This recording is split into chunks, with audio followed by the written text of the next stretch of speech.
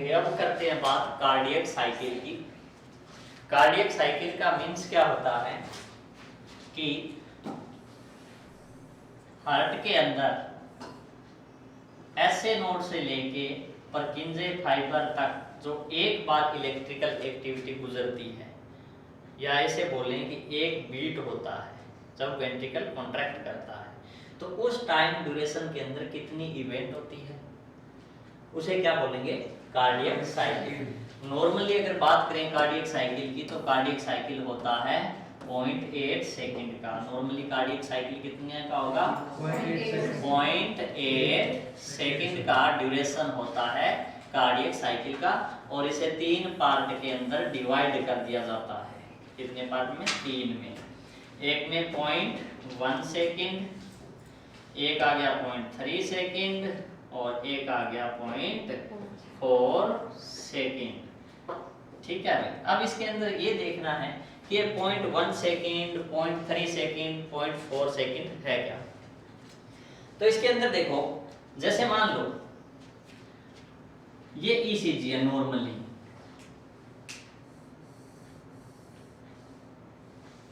ये ईसीजी है जिसके अंदर P, Q, R, S, T इतनी वेव आई। अब ये देखना है कि इसके अंदर जो 0.1 सेकंड का टाइम देगा उसे क्या बोलते हैं? Atrial depolarisation. क्या बोलेंगे? एट्रियल डीपोलराइजेशन, या फिर इसका दूसरा नाम होता है एट्रियल सिस्टोल। क्या रहेगा? एट्रियल सिस्टोल मींस एट्रियम जब हार्ट के अंदर ऐसे नोड जैसे ही फायर करता है, उस टाइम एट्रियम के अंदर जो कॉन्ट्रैक्शन होता है वो कितने टाइम का रहेगा? 0.1 सेकंड, जिसे एट्रियल डीपोलराइजेशन या एट्रियल सिस्टोल बोलते हैं। ये शो करती है अपनी ईसीजी मशीन में पी वेव। पी वेव क्या शो करेगी कि एट्रियम का डीपोलराइज हो गया, एट्रियल डीपोलराइजेशन या एट्रियल सिस्टोल। क्या रहेगा? Atrial systole. क्लियर? उसके बाद करंट किसके अंदर आया? एवी नोड के थ्रू किसमें आ गया? एवी नोड के थ्रू किसमें आ गया भाई? वेंट्रिकल के अंदर। किसमें आ गया? वेंट्रिकल में। तो वेंट्रिकल क्या होंगे? कॉन्ट्रैक्ट होंगे। अब वेंट्रिकल कॉन्ट्रैक्ट होते हैं तो उसे क्या बोलते हैं? अपने QRS कॉम्प्लेक्स। क्या बोलेंगे? QRS complex means ventricle contraction या फिर वेंट्रिकल सिस्टोल या फिर वेंट्रिकल डीपोलराइजेशन।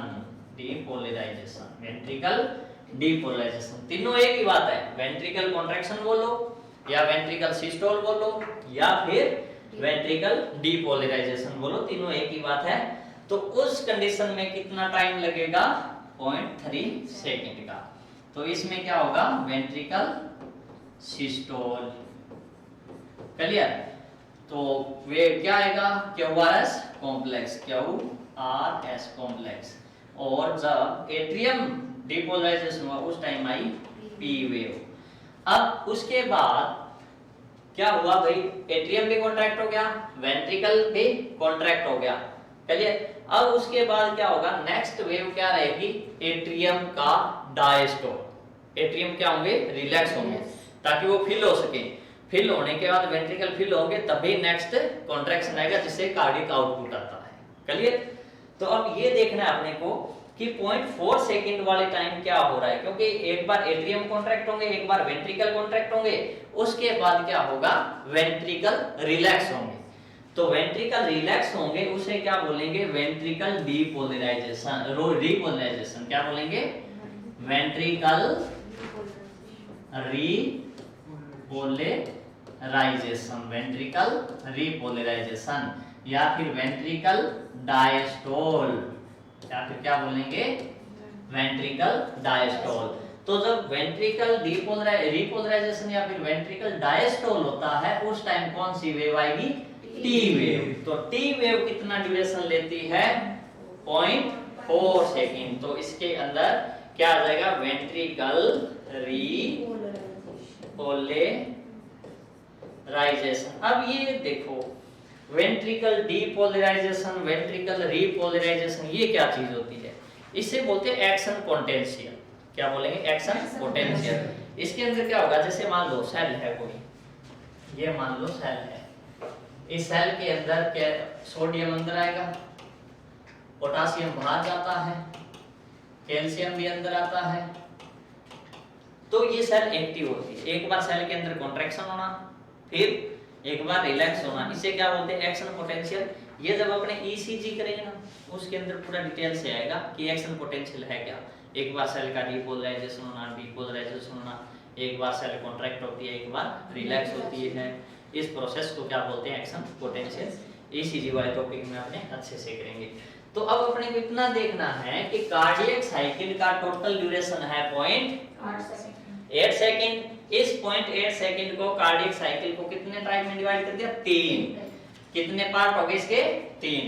जिसमें क्या होगा, एक तो एट्रियल डीपोलराइजेशन, एक वेंट्रिकल डीपोलराइजेशन, एक वेंट्रिकल रीपोलराइजेशन। ये क्या बोलेंगे? Ventricle repolarisation. तो ये 3 इवेंट होते हैं कार्डियक साइकिल में। कई बार अपने से क्वेश्चन ये भी पूछ लेता है कि बताओ एट्रियल, जो अगर अपने क्वेश्चन आ गया कि which event is not include in cardiac cycle, ठीक है। तो ए ऑप्शन में आ गया एट्रियल रीपोलराइजेशन, बी ऑप्शन में दे दिया उसने एट्रियल डीपोलराइजेशन, एक ऑप्शन में दे दिया वेंट्रिकल रीपोलराइजेशन, और चौथे ऑप्शन में दे दिया वेंट्रिकल डीपोलराइजेशन। तो बताओ कौन सा इवेंट नहीं होगा? तो ए वाला नहीं होगा। क्यों? क्योंकि एट्रियल डीपोलराइज तो होता है, लेकिन एट्रियम रीपोलराइज नहीं होता। क्यों? क्योंकि इसलिए नहीं होता, एक्चुअल में होता तो है। वेंट्रिक ऐसी बात नहीं है कि एट्रियम रिलैक्स नहीं होते, एट्रियम रिलैक्स तो होते हैं, लेकिन अपने जो कार्डियक साइकिल की जो फाइंडिंग है ना, वो अपने ओनली ईसीजी के बेस पे निकालते हैं कि ईसीजी के अंदर से PQRST ये वेव है, इस वेव के बेस पे निकाल लेते हैं। तो अब आप देखो खुद कि जब एट्रियम की सेल छोटी है, इसके अंदर एट्रियम के अंदर जो मसल है वो भी कम होती है। वेंट्रिकल क्या होते हैं? ठीक होते हैं।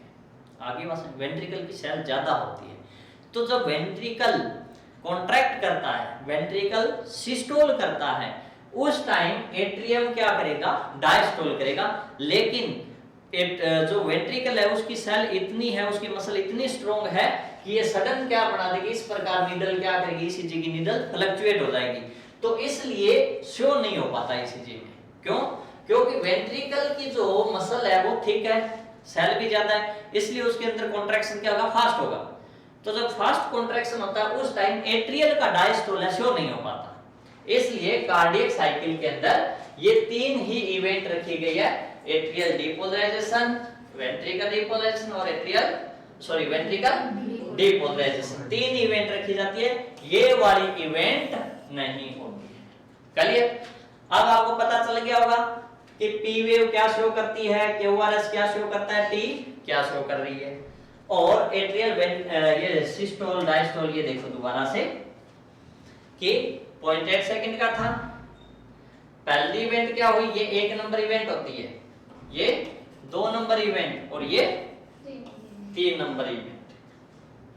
1 नंबर इवेंट में क्या हुआ? एट्रियल डीपोलराइज हो गया। कितना सेकंड टाइम लिया? 0.1। तो ये भी अपने से पूछ सकता है कि कार्डियक साइकिल के अंदर एट्रियल डीपोलराइज के अंदर कौन सी वेव आती है, ये भी क्वेश्चन बनता है। तो वेव आएगी पी। और ये भी पूछ सकता है कि एट्रियल डीपोलराइजेशन टाइम कितना लेगा टोटल, तो 0.1 सेकंड, ये भी क्वेश्चन बनता है। और कार्डियक साइकिल के अंदर कितनी इवेंट है, तो 3, ये भी क्वेश्चन बनता है। और कार्डियक साइकिल के अंदर कौन सी इवेंट नहीं होती, तो एट्रियल रिपोलराइजेशन नहीं होता। ये भी क्वेश्चन बनता है। टोटल कार्डियक साइकिल में से 4 ही प्रकार के क्वेश्चन बनेंगे, इसके अलावा कोई क्वेश्चन नहीं बनेगा। क्लियर है? अब देखो इतनी बात समझ में आ गई आपके? कोई डाउट? कोई डाउट नहीं है। अब अपने बात करते हैं ईसीजी। किसकी? ईसीजी। तो ईसीजी भी अपने बात करेंगे तो वो भी, इसके लिए भी अपने को अलग से वीडियो रिकॉर्ड करने की जरूरत है, क्योंकि ईसीजी अलग टॉपिक है। ठीक है? तो वो अपने नेक्स्ट वीडियो के अंदर कर लेंगे।